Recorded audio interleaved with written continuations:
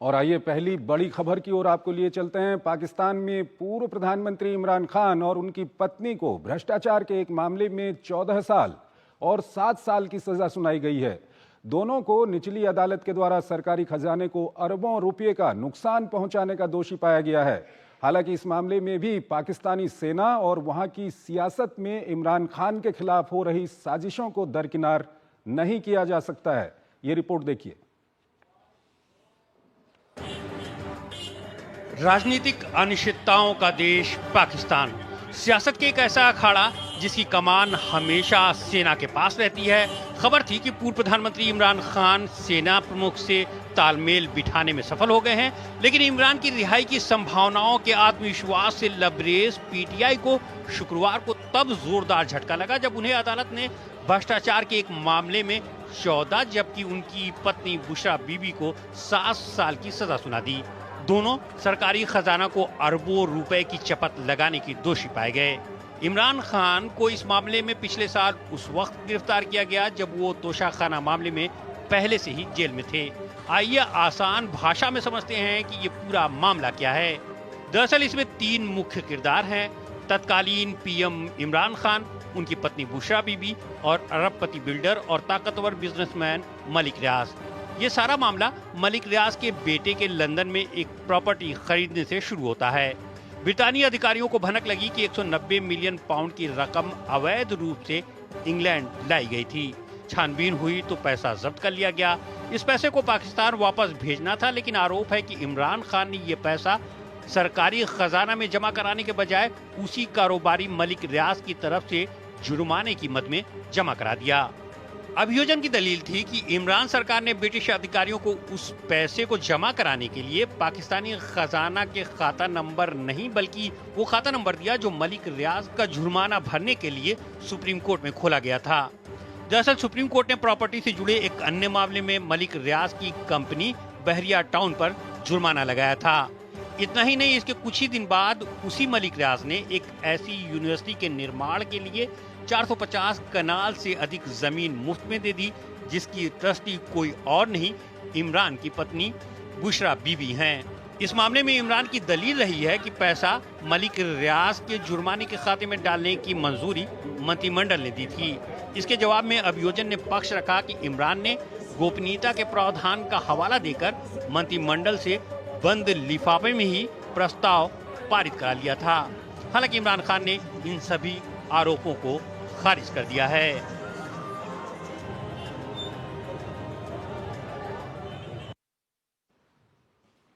और इस खबर पर बात करने के लिए हमारे साथ जुड़ रहे हैं पिनाक रंजन चक्रवर्ती, सीनियर फॉर्मर डिप्लोमेट रहे हुए हैं, साथ ही साथ बांग्लादेश में भारत के हाई कमिश्नर रहे हुए हैं। पिनाक रंजन जी, बहुत बहुत स्वागत है आपका हमारे इस कार्यक्रम में। सबसे पहला सवाल आपके सामने यही रखना चाहेंगे कि क्या कुछ आपकी प्रतिक्रिया है, क्योंकि कुछ दिनों पहले हम देख रहे थे कि पाकिस्तान की सरकार इमरान खान की पार्टी से बातचीत कर रही थी और अब ये इमरान खान को सजा दे दी गई है निचली अदालत की ओर से।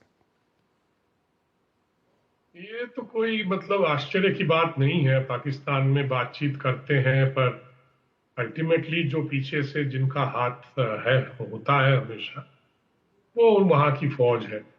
तो फौज के साथ कुछ होगा या कोई ऐसी बात होगी या फिर कोर्ट को वो जो केस चल रहा था कोर्ट वालों ने अपना जजमेंट सुना दिया तो इसमें वो फंस गए।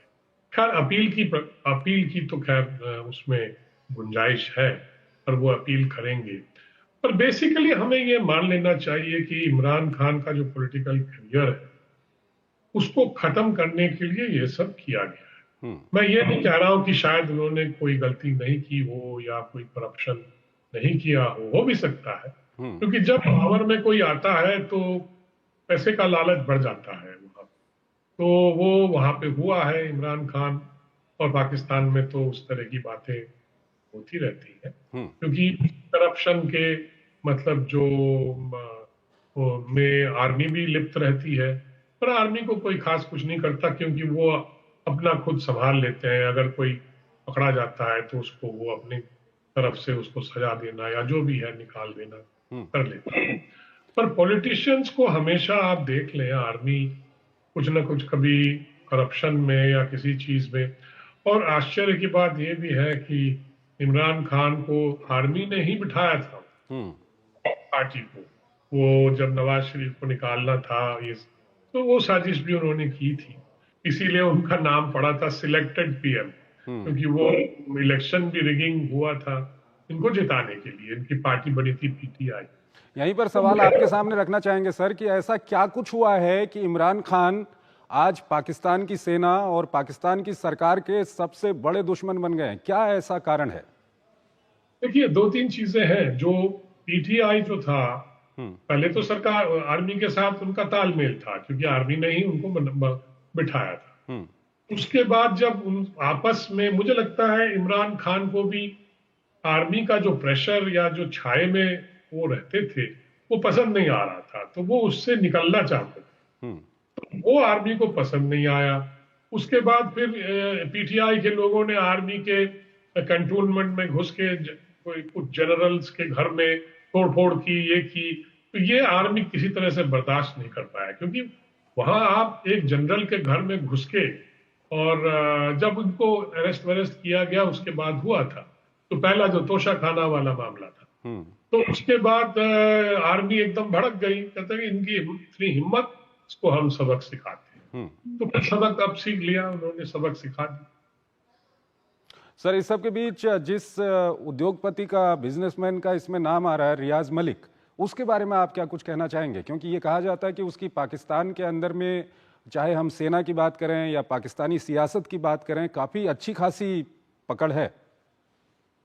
देखिए, जो बड़े बड़े अरबपति होते हैं, बिजनेसमैन होते हैं, वो सब पार्टियों के साथ तालमेल रखते हैं, और आर्मी के साथ तो रखते ही होंगे, क्योंकि वहां आर्मी को कोई मतलब आर्मी को साइड किनारे तो नहीं कर सकते, क्योंकि आर्मी को तो खुश रखते होंगे, क्योंकि बिल्डर है, बहुत पैसा है, सबको खुश रखते हैं। तो ये जो किस्सा वो बता रहे हैं कि कोई घर खरीदा गया था लंदन में, उसका जो, उसको जब पकड़ा गया तो वो जो जितना भी था 190 मिलियन पाउंड वगैरह, वो सरकार के ट्रेजरी के खाते में आने की बजाय वो एक और खाते में चला गया, जिसका जो वो फाइन इनको लगा था ये आली रियाज को, तो उसकी, तो उन्होंने उसको समझा, और फिर वो इमरान खान को कुछ जमीन दी गई थी, कोई ट्रस्ट था, तो इस तरह के चक्कर में उनको फंसा के अब कर दिया उनको। मतलब ऐसे में हम आपसे ये जानना चाहेंगे कि अब पाकिस्तान की सियासत किस ओर जाएगी, क्योंकि इमरान खान को लेकर के उनकी पार्टी काफी उग्र रहती है, पिछले दिनों हमने देखा भी था, और अब एक बार इसमें यह भी सवाल है कि अभी ये जो है ये निचली अदालत की ओर से ये फैसला दिया गया है, जिस तरह की वहां की न्यायपालिका है, उसको देखते हुए आपको क्या कुछ लगता है, ये मामला किस ओर जाएगा? देखिए, अपील तो होगा, जरूर होगा, क्योंकि पार्टी वाले तो करेंगे अपील, वो नहीं मानेंगे, और उनके जो लॉयर्स वगैरह हैं वो अपील करेंगे। अब बोलना बहुत मुश्किल है, क्योंकि वहां पे जुडिशरी को मैनिपुलेट बहुत किया जाता है।